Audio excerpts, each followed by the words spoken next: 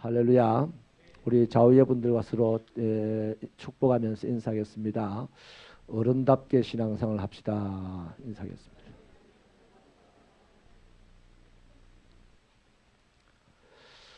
여러분, 우리가 어른답게 신앙생활을 해야 되는 이유는요, 하나님께서 아담을 0살 아이로 만드시지 않고 하나님은 당장 결혼해도 될 만한 사람을 만들었습니다. 인간의 출발이 그렇습니다. 그러니까 성장이라는 말도 참 중요하지만 어지간히 예수 믿었으면 이제 어른스러워야 되잖아요.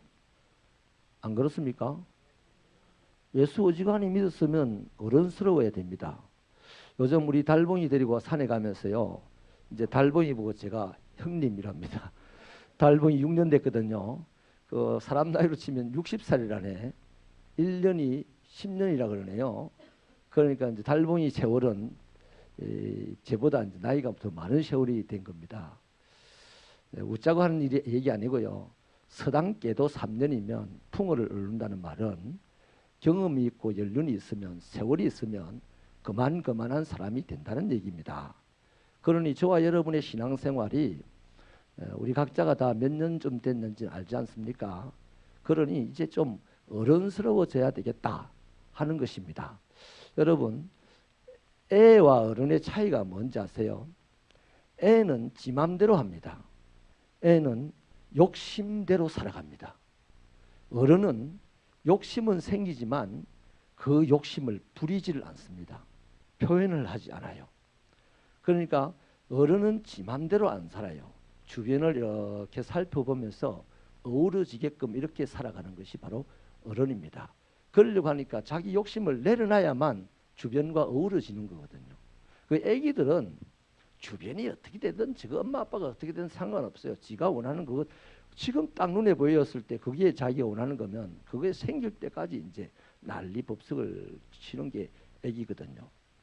그래서 우리 새벽교회 성도들은 우리 이 새벽교회가 62년 됐습니다.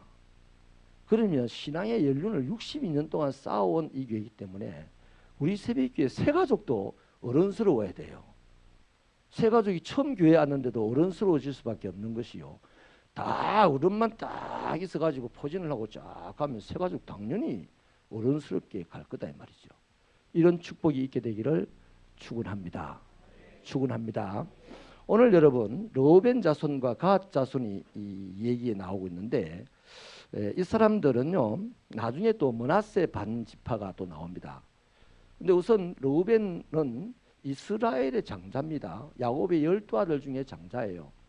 그 다음에 갓은요 실바라고 하는 야곱의 후처 실바라고 하는 여인을 통해서 4명의 자식이 태어나는데 그 중에 첫 아들입니다. 나중에 므낫세는 요셉의 2아들 중에서 첫 아들입니다. 그러니까 어찌 보면 이 야곱의 집안의 12아들 중에서 유난히 첫 아들들의 공통적인 분모를 갖고 있는 사람들이 이 세 지파거든요. 근데 뭐 므낫세는 지금 안 나왔으니까 내비두고요. 이 르우벤과 갓이 장자의 책임을 다하고 좀 장자스럽게 굴어야 되는데 오늘 보니까 이게 애도 아닌 것이 말이죠. 이 철이 없어요. 그 본문을 우리가 읽었지 않습니까? 이 모압 땅을 보니까 풀이 아주 좋습니다. 그걸 딱 보는 순간 그게 탁 탐이 나는 거예요. 그래서 이제 모세에게 이것을 우리에게 주시고 우리로 하여금 요단강을 건너지 않게 하여 주십시오. 이럽니다. 거기다가 모세에게 우리가 당신에게 은혜를 입었거든요. 여러분 사람이 사람에게 무슨 은혜를 줍니까? 하나님의 은혜 많이 받으시고 하나님의 은혜를 내어보내는 통로가 되시기를 축원합니다. 그런데 이 모세에게 은혜를 입었으면 당신이 우리에게 이 땅에서 살도록 요단강 건너지 않고 여기서 살도록 해주세요. 이유는 우리에게 가축이 많지 않습니까? 이 풀 보니까 막 가축 먹이기가 너무 좋다 이거야. 근데 여러분 이 상황에서 전혀 우리는 지금 눈치를 못 채고 있을 수 있어요. 당연하지 않습니까? 견물생심입니다. 가축이 많은 집안에 좋은 초지가 나오면 그 초지에서 가축을 기르고 싶은 마음은 당연한데요. 이게 사람 욕심이 눈을 어둡게 한다고요. 그 땅에 대한 욕심이 딱 생기니까. 그럼 12아들이 다 욕심 생기니까 아니에요. 다 목축업하는 사람인데. 근데 옛날에 이제 자기가 큰 아들이라고 장자라고 그 뻔때 보여가지고 힘으로 자기를 달라고 한단 말이죠. 욕심이 눈을 멀게 한 게 이 사람들이 눈이 지금 어디가 감겼어요? 요단강 넘어 땅을 못 봅니다. 젖과 꿀이 흐른다고 약속된 땅, 하나님이 약속해 주신 땅, 하나님이 목적지로 정해 주신 땅을 향해서 가다가 자기 눈에 좋게 보이는 그 땅에 머물러 살고자 한다 이 말이에요. 이게 애지 뭡니까? 뭐 때문에? 자기 욕심 때문에. 우리도 신앙생활을 하다 보면요, 한 해의 목표도 있고 내 평생의 목표도 있어요. 그런데 내 한 해의 목표, 평생의 목표를 향해서 줄기차게 가다가 중간에 제가 옛날에 설교실에 말씀을 드렸죠. 과정의 변수들이 생깁니다. 이런저런 변수들이 생길 때 그 변수가 내 마음을 확 차지해가지고 내 목표가 안 보일 때가 있어요. 이런 케이스들이 우리 신앙생활 하는 동안에 너무 많이 생깁니다. 그래서 그리스도인들이요, 주여 축복받기 원하고 잘 되기를 원하고 성공하기를 원하고 큰 사람 되기를 원하는데 이게 10년 가고 20년 가도 내나 요만한 사람이라, 10년 가고 20년 가도 내나 이만한 형편이라. 그래서 자꾸만 주여 잘 되기를 원합니다. 주여 큰 사람 되기를 원합니다. 주여 영향력 있는 사람이 되기를 원합니다. 기도를 하는데 갈수록 세월만 지나가지 자기가 생각한 것보다 더 거꾸로 가는 것 같아. 그래서 나 인생은 뭐 이리 구질구질하지? 남 앞에는요 구질구질하다고 말도 안 해. 또 부끄럽다고. 나는 왜 이렇게 저 사람들에 비하면 형편없지? 내가 기도를 저 사람보다 적게 했나? 뭐 이런 거죠. 여러분 잘 살펴보면요, 과정의 변수가 생겼을 때 내 눈이 어두워져서 그래요. 목표를 향해 가는 내 눈이 어두워져서 그래요. 목표를 향해 가는 눈이 어둡지 아니하고 목표가 끝까지 보이고 끝까지 목표를 향해서 가는 사람은요, 반드시 한 걸음 한 걸음 주 예수와 함께 승리하게 되어 있습니다. 성공할 수 있고 높은 자리에 올라갈 수 있고요, 아름다운 삶을 살아갈 수 있어요. 그런데 그 목표를 정해놓고서도 중간에 다른 일들 때문에 그 목표를 못 보고 이 다른 일이 더 크게 보여서 목표하고는 아랑곳 없이 그냥 헤매는 거예요. 그런데 하나님의 출발은요, 가다가 헤맵니까? 그럼 그 중간에서 다시 시작하지 않습니다. 다시 원점에 내려앉혀갖고 시작합니다. 세상은 모르겠어요. 중간에 그냥 실패했으면 그 자리에서 다시 출발할지 모르겠지만 하나님은 절대로 중간에 출발하는 법이 없습니다. 10걸음 가다가 실패했습니까? 다시 첫 걸음으로 보내서 출발하게 합니다. 여러분, 가데스 바네아에까지 이스라엘 백성들이 2년 걸립니다. 2년이 걸리는 동안에 수많은 하나님의 훈련이 있었어요. 그런데 가데스 바네아에서 며칠이면 가나안 땅 들어갈 사람들이 거기서 가나안 땅을 겁을 내가지고 하나님 앞에 데모하죠. 지도자를 죽이려고 달려들죠. 그래서 그때 하나님께서 다시 광야로 재진입을 시킵니다. 그리고 다시 가데스 바네아 바로 그 옆 동네까지 오는데 무려 38년이 걸려요. 38년. 하나님은 철저하게 원점으로 돌리는 분입니다. 그러니 여러분, 우리가 한 걸음 한 걸음 체계적으로 잘 성장해서 어른 되기를 바랍니다. 어른도 안 됐는데 덩치만 커지고 세월만 보냈다고 어른이라고 행세를 하면요, 그 인생이 이제 구질구질한 그리스도인의 삶이 되는 거예요. 온갖 역경이 있고 어려움이 있고 과정의 변수가 있어도 내 목표가 흐리지 아니하면 그 역경과 과정과 변수가 나를 어떻게 못한다는 겁니다. 그럼 내가 상처를 안고 그 역경 속에서 한 걸음 나가면 상처가 생겨요. 그것이 예수의 흔적이죠. 안 그렇습니까? 그러면 예수의 흔적을 가지고 성공한 자리에 이르니까 얼마나 또 간증거리가 더 많겠습니까? 이런 축복이 있게 되기를 축원합니다. 그래서 이 사람들이요, 그 가나안 땅을 그냥 잊어버리고 이 땅을 내달라고 이러니까 모세가 대번에 성질을 냅니다. 모세도 성질을 기가 막히게 내요. 너희들이 가데스 바네아를 잊어버렸냐? 지금 또한 너희들이 이스라엘 백성들을 다 죽이려고 하는 짓거리를 한다 이래요. 모세의 입장에서는 지금 이 사람들 때문에 이스라엘 전체가 죽을 것 같아요. 그렇게 책망을 하자 우리가 두 번째 읽은 대로 이 사람들이요, 다시 한번 멋진 말을 합니다. 우리가 무장하여서 우리로 하여금 여기에 살게 해주면 우리가 무장하여 가가지고 요단강 넘어가서 목숨 걸고 제일 앞장서서 싸우고 다시 우리가 돌아오겠다 이렇게 하는 거예요. 이것도 멋지죠. 근데 이것도 모세는 안 속아요. 모세가 안 속아요. 여러분 사람의 결심, 그제도 결심했잖아요. 그제도 가나안 땅으로 갈 때도 결심을 했습니다. 애굽을 떠나갈 때도. 그런데 이 사람들이 모압 평지에서 그 결심이 무너졌지 않습니까? 나 가나안 안 가고 여기 살래. 가나안 노, 모압 예스 이랬단 말이에요. 그 하나님은 얼마나 민망하겠습니까? 하나님은 모압 노, 가나안 예스인데 이 사람들은 모압 땅이 보기 좋아가지고 모압 예스, 가나안 노 해봤단 말이에요. 이 사람들이 이제 모세의 책망을 듣고 아 그러네.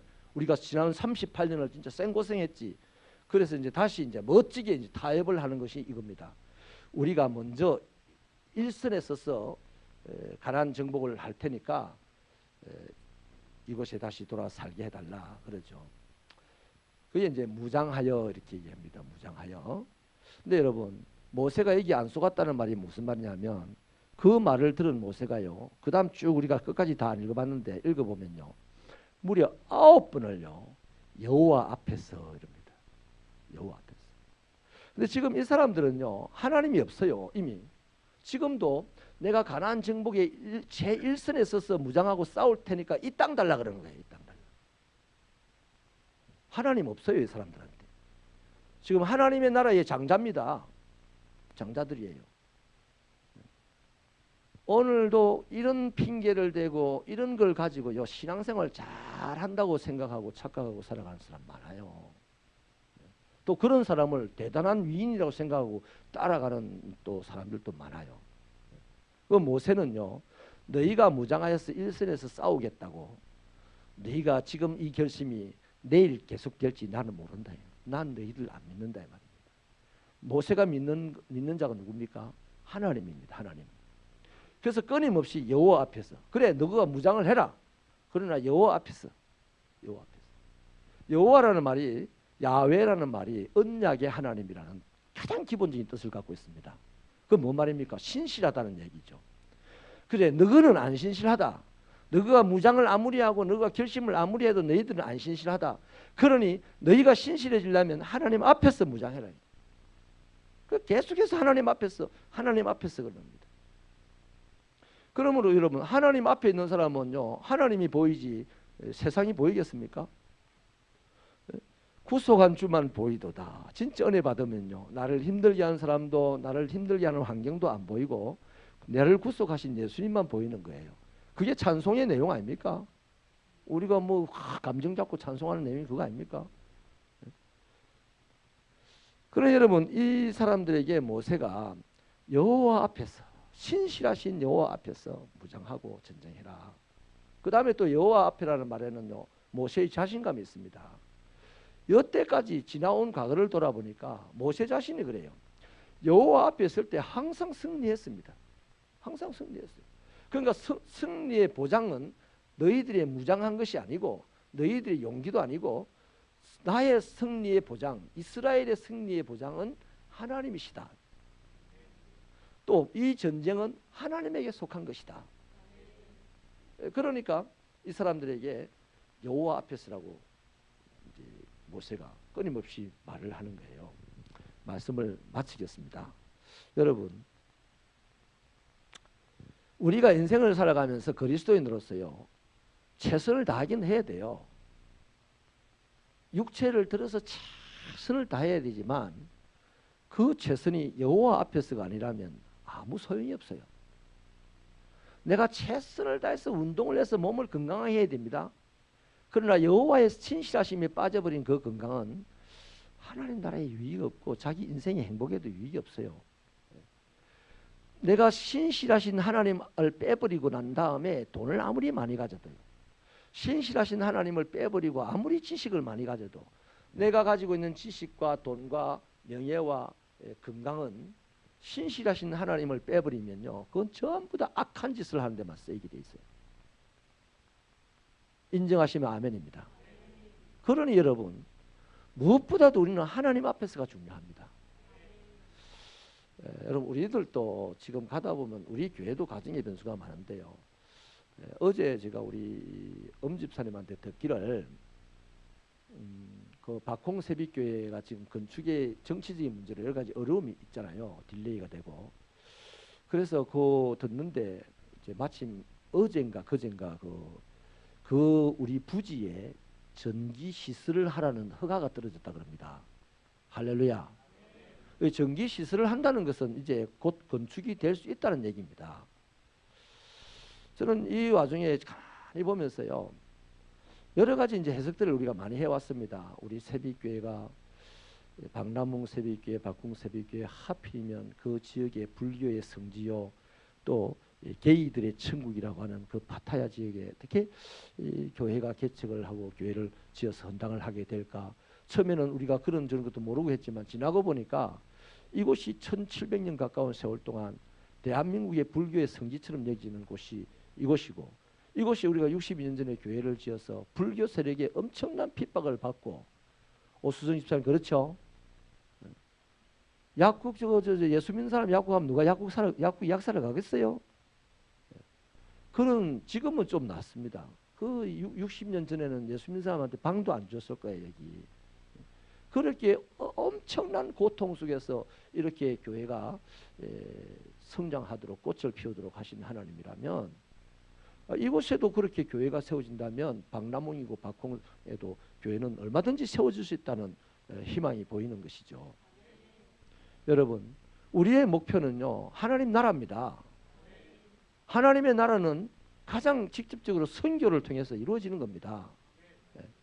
그래서 여러분, 모르겠어요. 우리가 이번에 예산을 이렇게 살펴보니까 작년보다 예산이 많이 줄었어요. 예산이 많이 안 나왔어요, 작년보다. 아이고, 그러면 뭐 앞으로 골치 아프네. 믿음이 없는 사람은 골치 아플 것이고, 믿음이 있는 사람은 하나님의 역사를 한번 봐야 되겠다는 이제 도전이 생길 겁니다. 저는 여러분이 믿음의 사람이 되기를 바랍니다. 과정의 변수 때문에 우물쭈물하고 딴 생각하고 하나님의 나라가 안 보이는 그런 구질구질한 신앙인이 되지 않기를 바랍니다. 그래서 이 시간에 제가 부탁을 드리는데요, 돌아오는 이 마지막 주일 전까지 여러분 선교원금 작정서에 다 작정하세요. 5,000원이라도 하세요. 다 새벽교회 교인이라면. 네? 그 다 하셔서 우리 교회 교인이 지금 모이는 교인이 한 180명 선 모이는데, 그 중에 작년에 보니까 136명이 선교원금 작정했어요. 그러면 올해는 136명이 못할 수도 있습니다. 뭐 애기들도 빠지고 이러면. 작년에 내가 선교원금 작정하신 분들은 선교원금 다 하세요. 하시고, 그 다음에 선교원금 작년에 작정했던 금액보다 올해는 좀 힘들다고 하니까 선교원금을 좀 더 합시다. 기분 나쁩니까? 담임 목사님이 가난해진 여러분의 호주머니를 털어지고 나온 것 같이 보입니까? 어차피 힘든데 우리가 그렇게 엘리야 앞에서 하루 한 끼 먹을 것밖에 안 남은 그 여인이 자기 안 먹고 주의 종 먹으라고 내어놓은 것을 그렇게 칭찬하면서 나는 어렵다고 선교를 좀 줄여야 되겠다, 이러면 되겠습니까? 그게 바로 구질구질한 신앙이다 이 말이에요. 인정하시면 다시 한번 아멘 합시다. 목사가 여러분들 시비한다고 생각하지 마세요. 여러분이 그 사렙다 가부 같은 믿음 좋은 여인이 되기를 바라고 그런 신앙이 되기를 바라는 거예요. 아이 한 달에 그러면 한 끼 더 굶지 뭐. 저희들이 요셉의 가지라는 것을 통해서 지금까지 12년째 불행한 나라의 어린 아이들 교육비로 후원을 큰 돈을 하지만 합니다. 1년에 매달 60만 원 정도씩 하고 있는데, 여러분 모토가 뭐냐면 청년들이 무슨 돈이 있어요? 용돈 받아 사는 청년들이 한 달에 밥 두 끼만 굶어라. 5,000원씩 두 끼만 굶으면 저 나라의 아이가 한 달을 먹고 살 수 있다. 그래서 해서 지금까지 가고 있어요. 그래서 G2030이요, 이제 다 허물어진 것 같대요, 사람들이. 그러나 안 허물어졌어요. 제가 안 허물어졌는데 왜 허물어집니까? 하나님이 안 넘어졌는데 왜 넘어집니까? 혼자 출발했으니 본전이 혼자입니다. 그러니 뭘 걱정할 것이 있어요? 혼자가 하는 것이나 100명이 하는 것이나 하나님 앞에서는 똑같을 줄 믿습니다. 그러니 우리 각자 한 분은 너무너무 중요한 분입니다. 새벽교회 성도 여러분, 세상은 분명히 힘들어졌습니다. 제가 누누이 10년 전부터 이 얘기했지 않습니까? 88 서울올림픽 때처럼 물질이 풍풍 돌아가는 날은 예수님 오실 때까지 없어요. 앞으로. 개인적으로는 그럴 수 있습니다. 그러나 전체적으로는 절대 그런 일 없습니다. 지난 10년 동안 보십시오. 우리가 남편 혼자서 일하다가 이제 부부가 일해야 되고 이제 자식도 아르바이트 해야 되고 그렇게 열심히 다 온 가족이 그냥 일을 하는데도 빠듯하잖아요. 앞으로도 그래요. 그러면 그렇다고 우리가 하나님께서 주신 사명, 하나님이 나에게 주신 목표를 향해서 갈 때 그거 보이지 않고 빠듯한 내 인생만 볼랍니까? 그러면 우리 주님 오는 날까지 우리는 빠듯하게 사는, 그야말로 구질구질하게 사는 그리스도인으로 끝날 거다 이 말이에요. 이 시련을 확 터치고 나가는 그런 믿음의 소유자들이 되시기를 축원합니다. 그래서 여러분 많이 하십시다. 많이. 이럴 때 표지게 하자는 얘기입니다. 표지게. 내가 어차피 가난한 거 하나님 앞에서는 부하게 살리라. 맨날 가다가 요만한 문제, 요만한 가정의 변수 때문에 큰 거는 그냥 아예 안 보려고 그러고 말이죠. 이런 신앙을 이제 접어버리고 좀 어른다운 신앙, 어린 아이 같은 신앙이 아니라 내 눈에 보이는 건, 내 마음에 드는 건 내 마음대로 내 욕심대로 살아가는 신앙생활이 아니라 하나님을 보고 하나님을 닮아서 하나님을 위하여서 살아가는 그런 어른 같은 신앙인으로 우리 새벽교회가 세워지기를 축원합니다.